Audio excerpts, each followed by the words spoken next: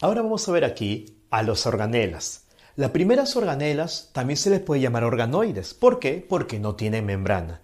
Repito, a estas primeras organelas también se les puede llamar organoides porque no tienen membrana. ¿Quiénes son? Los ribosomas. Son los ribosomas. Nunca te olvides que un ribosoma está formado por ARN ribosomal y proteínas. ARN ribosomal y proteínas. ¿Estamos? Ahora recuerda, mira, cada ribosoma tiene sus partes. Cada ribosoma tiene sus partes. Pero date cuenta, parece un pan, ¿sí o no? Con una mitad de arriba y una mitad de abajo.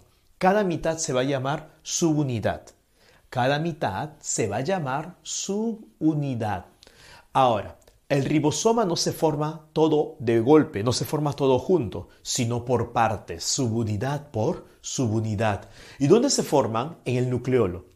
Los ribosomas se forman en el nucleolo. Ya, genios, no se olviden, esa es pregunta típica, ¿ya? Luego vamos a ver más. La función del ribosoma, ¿cuál es? La traducción.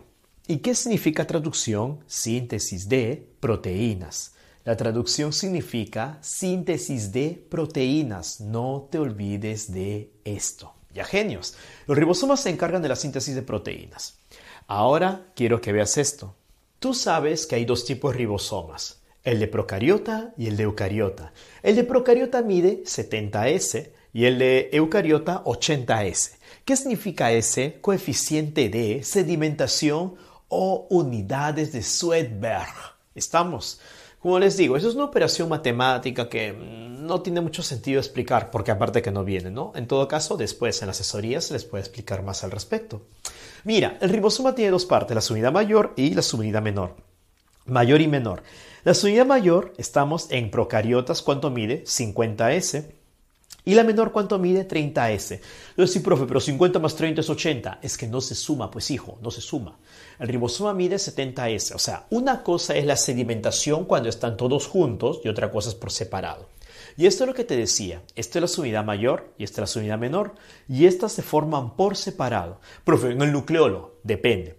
En procariotas, como no hay nucleolo, esto se forma en el citosol. Repito, las subunidades del procariota se forman en el citosol. En cambio, mira, el ribosoma eucariota es 80S. El ribosoma eucariota es 80S. ¿Ya? Y sus subunidades sí se forman en el nucleolo. ¿Precisamente por qué? Porque es eucariota y las eucariotas ya tienen núcleo. Procariota no tiene núcleo y eucariota sí tiene núcleo. Ahora mira, la subunidad mayor mide 60S y la subunidad menor mide 40S. 60-40. Recuerda, no se suman. Ahora, si nos ponemos a ver un poquito con más de detenimiento, nos damos cuenta que la subunidad mayor tiene proteínas, 34 proteínas, el ARN ribosomal 23S, etc. Estos son datos nuevos que antes no estaban. ¿Dónde están ahora? En el nuevo libro de la PRE. Por eso, genio, tú recuerda con los reales artes rupestres, las reales DECO, y date cuenta los últimos datos del nuevo libro de la PRE. En fin, acá, sea cual sea proca, sea euca, la función siempre es la misma, formar proteínas, y eso se va a llamar traducción. Ahora mira, durante la síntesis de proteínas van a aparecer estructuras como esta, y esa también es otra pregunta típica. Esto que está acá se va a llamar polirribosoma o polisoma. Profe, ¿qué es eso? Polirribosoma es la unión de varios ribosomas sobre un ARN mensajero. La unión de varios ribosomas sobre un ARN mensajero. Y así es como se vería al microscopio electrónico. ¿Viste? El punto es esto, genios. Esto de aquí, ¿por qué ocurre? Porque de esta manera se hace mucho más eficiente la traducción. Se produce mayor cantidad de proteínas. Mientras más ribosomas se peguen, más proteínas se van a formar. ¿Estamos, genios? Entonces, vamos a ver si me has entendido. ¿Cuándo yo observaré polirribosomas o polisomas? ¿Cuándo? ¿Durante la transcripción o durante la traducción? Si dijiste transcripción, olvídate, pues hijo, no de nada sirvió el curso. La respuesta es Traducción. Recuerda bien esto tetrápodo y tetrapodita. La traducción es la síntesis de proteínas, ¿ya? Entonces, mientras más ribosomas se pegan al mensajero, más proteínas se van a formar. Profe, ¿qué era la transcripción? Transcripción es la síntesis de ARN. Ahora vamos a hablar de los centriolos. Los centriolos están solo en células animales. Su posición es yuxtanuclear. ¿Qué significa eso? Que están al lado del núcleo. ¿Por qué son importantes? Porque dirigen la formación del uso acromático. Acá tienes que tener bastante cuidado con la palabra forman. Porque muchos profes, muchos libros dicen, los centriolos forman el uso acromático. Y ahí viene la confusión. Porque en español, formar significa dar forma o también componer. ¿Estamos? Entonces luego leen más adelante o más atrás, los microtúbulos forman el uso acromático. Y luego dice, los centriolos forman el uso acromático. Y tú te confundes. Vamos a cambiar de palabras para que lo tengas claro. Los centriolos dirigen la formación. ¿Estamos? Organizan la formación. Organizan a los usos acromáticos. ¿Estamos? Pero no los componen. Los microtúbulos componen, son la composición del uso acromático. ¿Entendiste? Si yo te pregunto por la composición, estoy hablándote de los microtúbulos. El uso acromático está compuesto por microtúbulos. Pero si te digo, ¿quién da origen? ¿Quién organiza su formación? Los centriolos. Además, los centriolos también forman, o mejor dicho, los centriolos dirigen la formación de cilios y flagelos. Ahora mira esto que está sencillo. Esto es una célula animal y al lado del núcleo hay esta mancha. Yo amplío la mancha y me voy a dar cuenta que en medio hay un par de cilindros. A ese par de cilindros se le va a llamar par de centriolos. Date cuenta que forman un ángulo. El ángulo que forman es de 90 grados. Nunca te olvides, el ángulo que forma es 90 grados, pero si yo digo que su posición es perpendicular, su posición es perpendicular y todo lo que los rodea se va a llamar centrósfera. Ahora, estos cilindros están compuestos por microtúbulos. Sí, microtúbulos. Y la pregunta es, ¿cuántos microtúbulos? 9 tripletes. Mira. Son 9 tripletes de microtúbulos y en el centro no hay nada. Por eso es 9 por 3 más 0. 9 por 3 más 0, 9 tripletes y en el centro no hay nada. Ahora, al par de centriolos se lo llama diplosoma y lo que rodea centrósfera y todo se llama centrosoma. Recuerda que los centriolos solo están en animales porque los vegetales tienen casquetes polares. Por lo tanto, si los animales tienen diplosoma, si los animales tienen centriolos, los animales tienen centrosoma y los vegetales no, por si acaso. Vamos, ahora el lisosoma. El lisosoma solo está en animales. ¿Por qué es importante el lisosoma? Porque se encarga de la digestión. Ya genios, eso vamos a ver un momento. El lisosoma, recuerda, se forma a partir del aparato de Golgi y el interior del lisosoma es ácido, su pH es ácido. Justamente de esto se vale ¿quién? El coronavirus para infectar a la célula. ¿Te acuerdas? Lo vimos la semana pasada. ¿Por qué es importante? El lisosoma contiene enzimas hidrolíticas. Recuerda, hidrolíticas porque son enzimas que aceleran las hidrólisis. Y por si ya te olvidaste, hidrólisis significaba la ruptura de enlaces. Los lisosomas se encargan de romper enlaces. ¿Y cómo es que rompen enlaces? Fácil, por medio de estas enzimas. ¿Estamos genios? Muy bien. Ahora el lisosoma se encarga de la digestión. El lisosoma se encarga de la digestión. En este caso, ¿qué va a ser? Mira, va a ser digestión celular heterofágica. ¿Cuándo se llama digestión celular heterofágica? Cuando digiere lo que viene de afuera. Cuando digiere lo que viene de afuera, se va a llamar digestión celular heterofágica. Profe, no entiendo. ¿Cómo que lo que viene de afuera? Te lo pongo de esta manera. Cuando una célula ingiere algo sólido por fagocitosis o gotitas líquidas por pinocitosis, el lisosoma se encarga de digerir. Pero como viene de afuera, se va a llamar digestión celular heterofágica porque viene de afuera. ¿Queda la idea? Viene de afuera.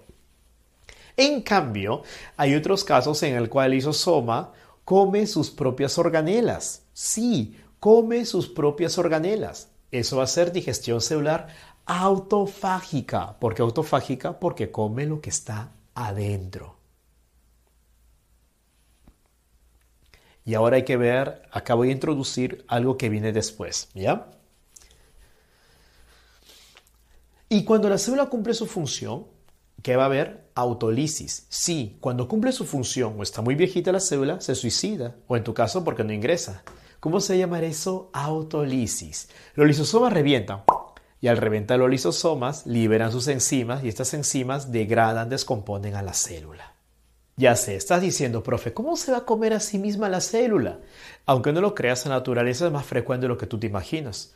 Por ejemplo, las ratas cuando no tienen que comer, ¿qué hacen? Comen su cola. Y no se mueren. Igual pasa con las células. Si no hay que comer, se come a sus propias organelas y sigue con vida. O sea, no es que se coma todo, solamente una parte, unas cuantas organelas. Aparte, que te cuento. Hay organelas como las mitocondrias, que son semiautónomas. No dependen del núcleo, solitas se dividen. Entonces piensa, si se dividen solitas, aumentan, y llega un momento en que pueden ocupar toda la célula. Entonces, la célula tiene que comérselas para evitar que proliferen tanto. ¿Te has dado cuenta? En todos estos casos que está ocurriendo, autofagia. ¿Ya, genio? Ahora, es un detalle muy importante recordar esto. Ahora viene el peroxisoma. El peroxisoma es una organela similar al lisosoma. ¿Por qué? Porque ambos tienen enzimas. Ese es un parecido. Ambos tienen enzimas, el peroxisoma y el lisosoma. Pero hay diferencias. Que las enzimas del lisosoma eran hidrolíticas. Acá van a haber dos tipos de enzimas, oxidasas y catalasa. Ahora te explico. El peroxisoma participa en un proceso llamado beta-oxidación de los ácidos grasos. La beta-oxidación de los ácidos grasos es el catabolismo de ácidos grasos, la descomposición de ácidos grasos. Entonces, sí, profe, ¿y por qué se descomponen los ácidos grasos? Fácil, para liberar la energía. Recuerda que siempre que hablamos de descomposición se libera energía. Aparte, contiene oxidasas de aminoácidos y bases nitrogenadas. Las oxidasas participan justamente también en el catabolismo de aminoácidos y bases nitrogenadas. Pero el problema, ¿cuál es? Que cuando estas oxidasas actúan, se forma agua oxigenada. Y el agua oxigenada es un veneno. Entonces hay que ver la manera de eliminar este veneno. Hay quien participa, la catalasa.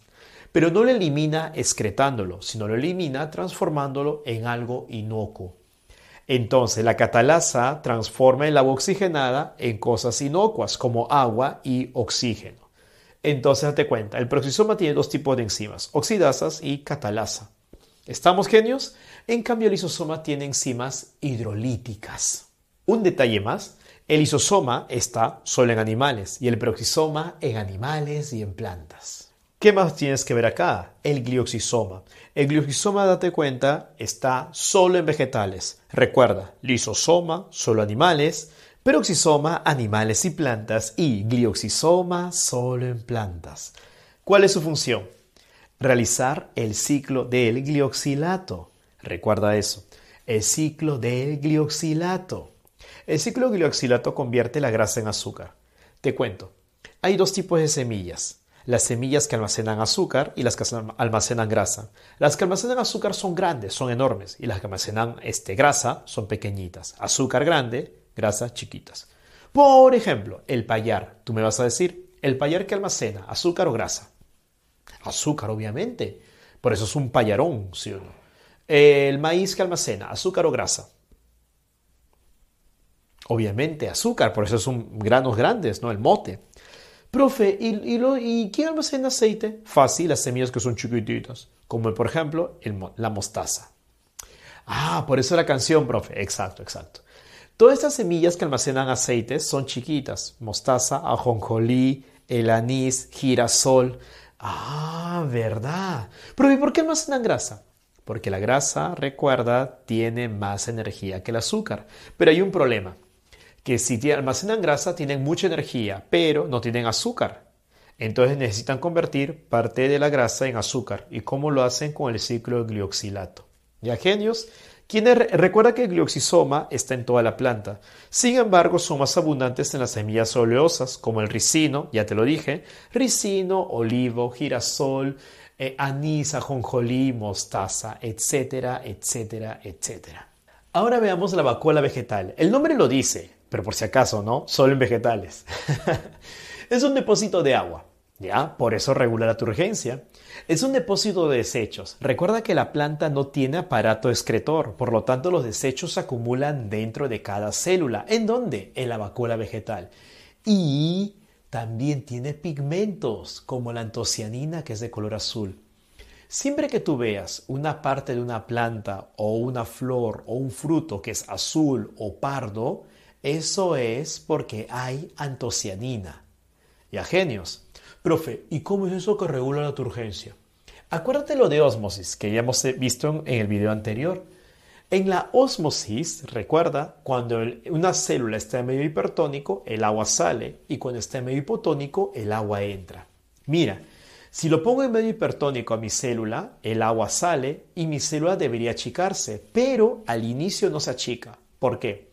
El agua sale y la célula pierde citoplasma, estás en lo correcto, pero la vacuola le devuelve a la célula el agua que ha perdido, por lo tanto mantiene su forma.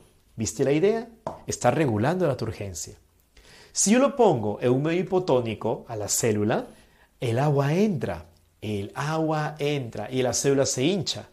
La pregunta es, y mira, compara, al ojo se ve. ¿Quién absorbe el exceso de agua? La vacuola vegetal. ¿Lo viste? Si entra agua, la vacuola absorbe el exceso. Si sale agua, la vacuola le devuelve a la célula el agua que ha perdido. Ahora, ¿cómo se llama la membrana de la vacuola? Tonoplasto. Ahora vamos a ver las organelas que tienen dos membranas. Las organelas con dos membranas aparecieron por endosimbiosis. ¿Por qué? Porque antes eran bacterias. Por ejemplo, la mitocondria antes era una bacteria de vida libre. Sin embargo, ahora está dentro de las células, dentro de nuestras células. Es por eso que tiene dos membranas. La membrana externa le pertenece a nuestras células y la membrana interna le pertenece a la antigua bacteria. Precisamente por eso la membrana externa está doblada y esos dobleces se llaman crestas. Y recuerda esto, las crestas son homólogas del mesosoma, porque recuerda que era una bacteria. Profe, ¿qué es homólogo? Homólogo significa mismo origen y a veces diferente función. ¿Estamos genios? Muy bien. En la membrana externa, yo que voy a encontrar las lanzaderas. Estamos, los que son nuevos, si no lo sabes, no te preocupes, tranquilo. Más adelante vamos a aprender. Los que ya saben, recuerden que son las lanzaderas, malato aspartato y glicerol 3-fosfato. Ah, profe, respiración. Exacto. En la membrana interna encuentro yo la cadena transportadora de electrones. Y en los pliegues llamados crestas, voy a encontrar la partícula F, que es la ATP sintetasa. La pregunta es, ¿y todo esto en qué participa? En un proceso llamado fosforilación oxidativa. La cadena y la partícula F participan en la fosforilación oxidativa. Todo el espacio interno de la mitocondria se va a llamar matriz mitocondrial o mitosol. Matriz mitocondrial o mitosol. ¿Y por qué es importante? Porque allí ocurre el ciclo de Krebs. El famoso ciclo de Krebs ocurre en la matriz mitocondrial. Ahora mira, tanto el ciclo de Krebs como la fosforilación oxidativa forman parte de la respiración celular aeróbica. Espero que lo veas. Todo forma parte de la respiración celular aeróbica. Nunca te olvides de eso. Y eso es la principal función de la mitocondria. Ahora, un detalle más. En las crestas está la partícula F, ATP sintetasa. ¿Cuál es la función de la partícula F? Formar ATP. Profe, otra vez el ATP. Exacto, porque el ATP es la moneda energética. Ahora mira acá. La mitocondria tiene su propio ADN y es circular. ADN mitocondrial es circular porque antes era una bacteria. Precisamente porque tiene su propio ADN, esta organela se manda a sí misma y se puede dividir cuando quiera, no le importa. Por eso decimos que es una organela semiautónoma. Y precisamente por eso, si empiezan a aumentar mucho las mitocondrias, alguien se las tiene que comer. ¿Quién se los come? El lisosoma. ¿Cómo se llamaba eso? Autofagia. Ah, profe, todo se relaciona, ¿no? Sí. ¿Qué más hay que recordar? Que la mitocondria, recuerda, está en todas las eucariotas. Todas las eucariotas tienen mitocondrias. Todas. No hay una sola que no lo tenga. ¿Estamos? Algunos dicen mitocondria, animal, cloroplasto, vegetal. No. Mitocondria está en animal y en vegetal, en todas las eucariotas. Ahora los plastidios. Los plastidios sí están solo en vegetales y también aparecieron por endosimbiosis. Es por eso que tienen dos membranas. Ya genios. Pero una diferencia. Mientras que la mitocondria fue creado a partir de una bacteria, los plastidios han sido creados a partir de cianobacterias. Como también fue antes un ser de vida libre, ahora son semiautónomos, al igual que las mitocondrias. Ahora básicamente hay tres: cloroplastos, leucoplastos y cromoplastos. Los cloroplastos participan en la fotosíntesis, los leucoplastos reserva y los cromoplastos dan color. Los cloroplastos son verdes porque tienen clorofila para la fotosíntesis. Los leucoplastos son incoloros porque su función es simplemente reservar, almacenar. Si almacenan almidón, se van a llamar amiloplastos. Si almacenan proteínas, proteinoplastos. Si almacenan aceites, oleoplastos o elayoplastos. Ahora, los cromoplastos hay de varios colores. Depende el pigmento, el color del cromoplasto. Por ejemplo, el pigmento licopeno es de color rojo, el pigmento caroteno es de color anaranjado y el pigmento hexantófila es de color amarillo. ¿Y esto le va a dar color a quién? A las flores y a los frutos. Por ejemplo, si yo quiero comer licopeno, tengo que comer tomate. Ah, profe. Y recuerda que el licopeno es antioxidante, es anticancerígeno. Y el caroteno es el precursor de la vitamina A. Por lo tanto, si comes tomate, estás evitando el cáncer, igual que si comes sandía. Ah, profe, ya voy viendo. Mira, el cloroplasto también tiene sus dos membranas, externa e interna, ya sabes, porque antes fue una cianobacteria. Ahora, acá dentro hay unos discos. Acá hay 3 discos, 4 discos. Esos discos se llaman tilacoides. Dentro del tilacoide ocurre la famosa fase luminosa. Y todo el espacio que está dentro se va a llamar estroma y allí ocurre la fase oscura. Sí, la fotosíntesis tiene 2 etapas, la luminosa y la oscura. No te olvides. Ahora, el conjunto de tilacoides que forma grana. El conjunto de tilacoides que forma grana. No te olvides de esto. Ya genios. Ahora, un detalle que es importante. ¿Te acuerdas? En la mitocondria, la síntesis, la formación de ATP ocurría en la cresta. En los plastidios, en los cloroplastos, ¿dónde ocurre la formación de ATP? En el tilacoide. Porque ahí ocurre la fase luminosa. Célula es el tema que siempre viene, y viene en todos los exámenes, y viene en todos los bloques también. Por lo tanto, no puedes ir al examen sin saber célula. Ahora, tienes que ponerte a pensar, ¿y qué pueden preguntarme? Fácil, mira. Por ejemplo, te pueden pedir qué células necesitan bastantes mitocondrias. Ponte a pensar. Si la mitocondria produce ATP, lo necesitarán las células que necesitan más energía, obviamente. Por ejemplo, mira, si yo te digo, ¿qué célula tiene más mitocondrias? ¿Una célula epitelial o una neurona? Responde. Si dijiste epitelial, ya fue. La respuesta es neurona. La neurona necesita más energía, justamente porque es una neurona. Por lo tanto, ¿qué vas a tener? Más mitocondrias. Otro ejemplo. ¿Quién tendrá más mitocondrias? ¿Un glóbulo blanco o un espermatozoide? Piensa. Muy bien el espermatozoide, si no como nada. Para nadar más rápido necesita más energía, más mitocondrias. Uno más. Ahora con el lisosoma. El lisosoma se encarga de la digestión celular. Por lo tanto, ¿quién tendrá más lisosomas? ¿Quién tendrá más lisosomas? ¿Un hepatocito o un macrófago? Ya creo que la pregunta es muy sencilla. Obviamente el macrófago, porque se encarga ¿de qué? De la fagocitosis. Ese tipo de preguntas son las que vienen y las que tienes que ponerte a pensar.